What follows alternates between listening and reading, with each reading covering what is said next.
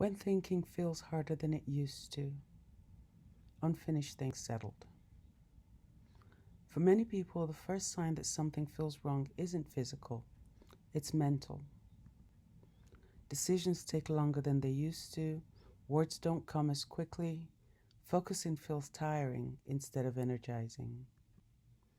You tell yourself you're just distracted or tired or out of practice, but noticing becomes harder to ignore.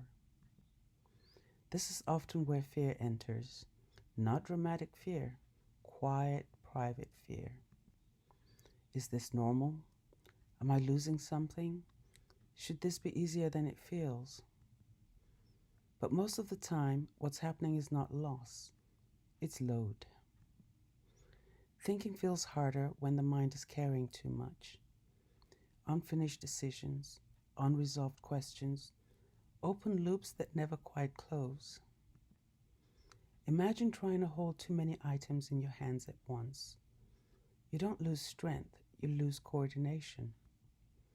Your grip becomes less secure, not because you're weaker, but because you're holding more than your hands were meant to manage. The mind works in a similar way. When it's overloaded, it becomes cautious. It hesitates. It slows down.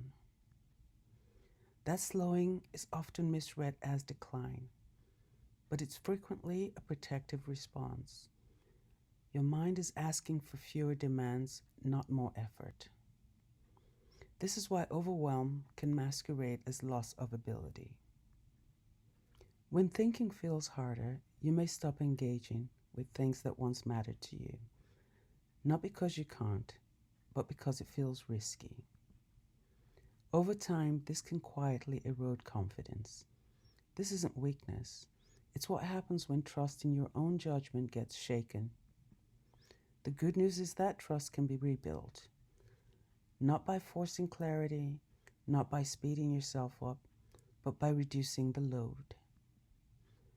When fewer things are asking for your attention, thinking begins to feel more spacious again.